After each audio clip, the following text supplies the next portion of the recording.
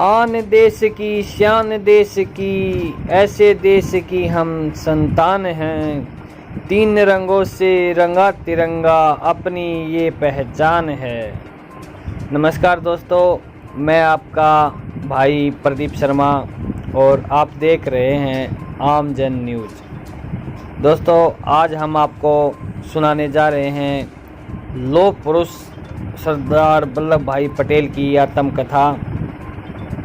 और मैं आपसे एक रिक्वेस्ट करना चाहूँगा कि आपको ये आत्मकथा कैसी लगी, इसके बारे में आप कमेंट्स बॉक्स में ज़रूर बताएं। और हमारे इस चैनल को लाइक, शेयर, कमेंट्स और सब्सक्राइब ज़रूर करें ताकि आने वाली वीडियो आप सबसे पहले देख पाएँ।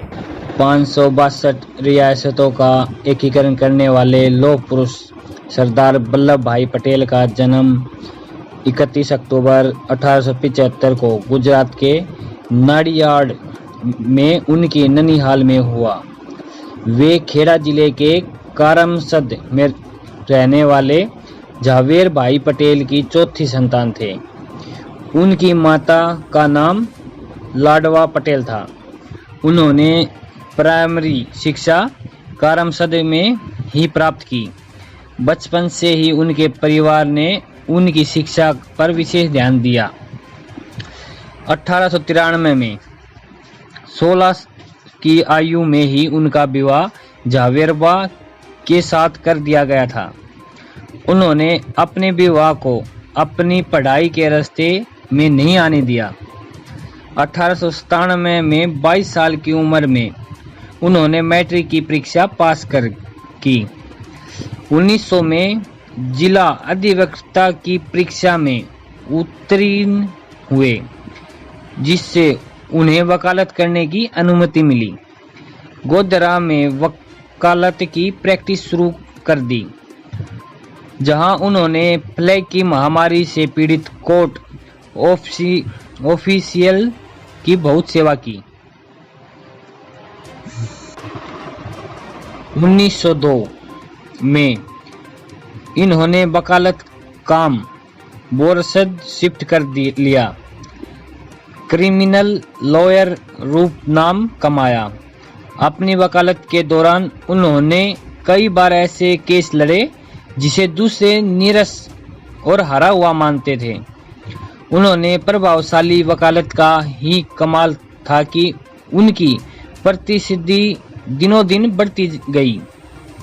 गंभीर और शालीन पटेल अपने उच्च क्षत्रिय तौर तरीकों के लिए भी जाने जाते थे। यहीं उनके पुत्री मणिबेन का 1904 व पुत्र देहा का 1905 में जन्म हुआ। बैरिस्टर कोर्स करने के लिए पैसे की बचत कर ली थी, परंतु बड़े भाई विठल भाई की इच्छा पूरी करने के लिए उन्होंने खुद न जाकर 1905 में उन्हें इंग्लैंड भेज दिया।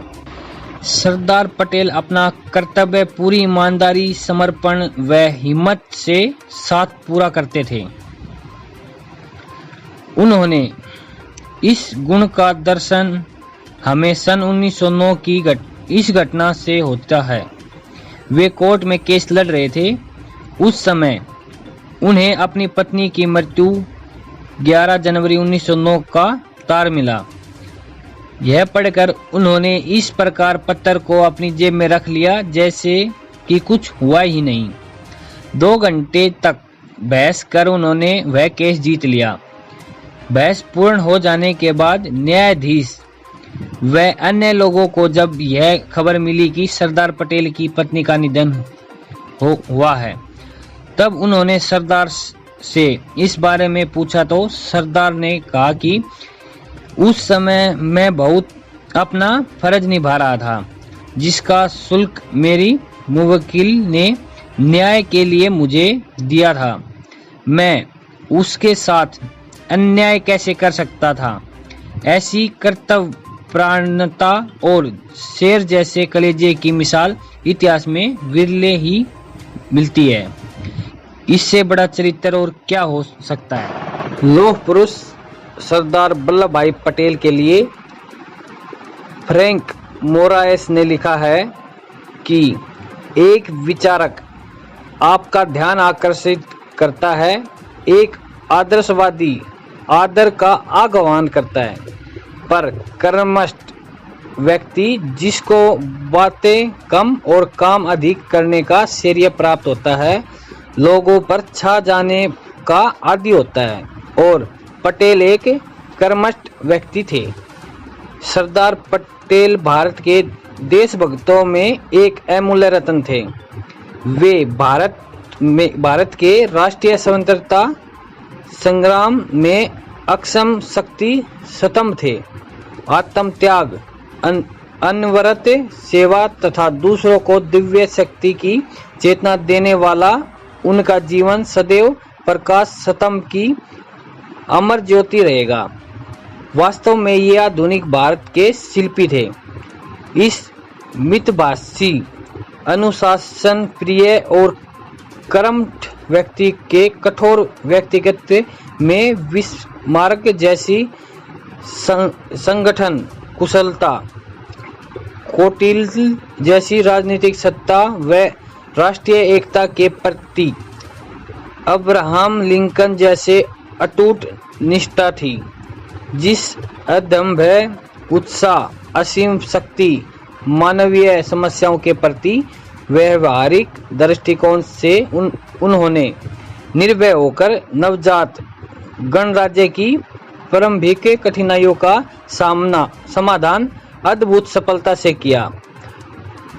उसके कारण विश्व के राजनयिक मानचित्र में उन्हें अमिट स्थान बना लिया। सरदार पटेल मन, वचन व कर्म से एक सच्चे देशभक्त थे।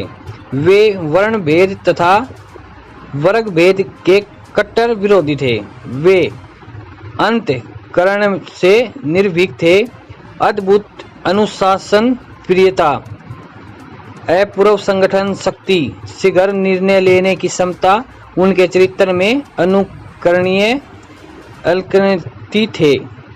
कर्म उसके जीवन का साधन था। संघर्ष को वे जीवन की वैशिष्टता समझते थे। गांधी जी के कुशल नेतृत्व में सरदार पटेल का स्वतंत्रता आंदोलन में योगदान उत्कृष्ट व महत्वपूर्ण रहा है।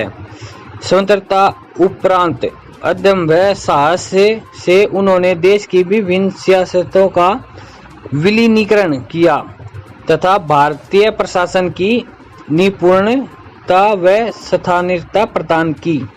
ऐसे थे हमारे लौह पुरुष सरदार वल्लभ भाई पटेल। धन्यवाद दोस्तों।